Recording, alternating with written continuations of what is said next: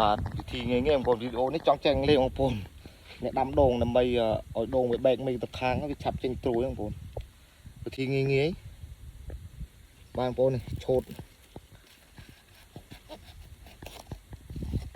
នេះឆូតអាស្កៃវាចេញមក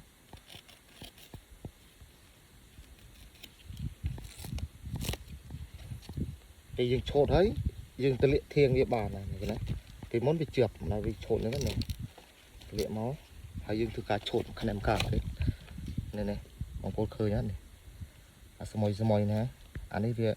ដូងយើងនៅតូចនេះវាអត់ទាន់មានកន្លងដើម្បីហែកអាស្កៃនេះបើកទេអានេះមានតែយើងជួយវាអានេះគឺឆ្មប់ហ្នឹងបងប្អូននេះដល់ពេលយើងឆូតហើយវាយើងទាញលេងមកបានបាទហើយយើងធ្វើការឆូតមួយទៀតមកដាច់ស្កៃមកដូងយើងវាលឿនចេញត្រួយអាត្រួយខ្ចីដោយសារតែវានៅស្កៃអញ្ចឹងអាត្រួយខ្ចីវាចេញមកចង់រួចទេបងហើយអ្នកថតសូលូនកាមេរ៉ាបាទតែនេះហើយយើងតោះ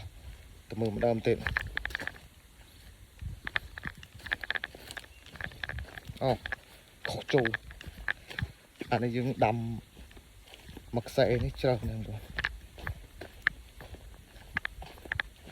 បាទនេះចាក់ទីចឹងក៏ធំលឿនដល់កអូឆូតកាត់វាចេញ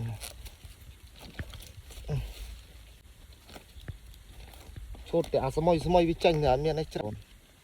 ហើយបងប្អូនបើមានជារៀងបងប្អូនរួយបន្តិចក្តាំមកជុំវិញមកកំត់អីទៅមុតតែមកឆូតទៅយើងញែកធាងមកខាងញែកមកខាងនេះកាត់អាស្មយដោយសារតែដូងវានៅតូចវាអត់ទាន់មានកន្លងហែកអាស្បៃវាសរសៃស្បៃវីដេអូយើងមានប៉ុណ្ណេះការចែកលេខដើម្បីដូងវាឆាប់ចេញត្រួយលឿនហើយវាទៀបបងប្អូន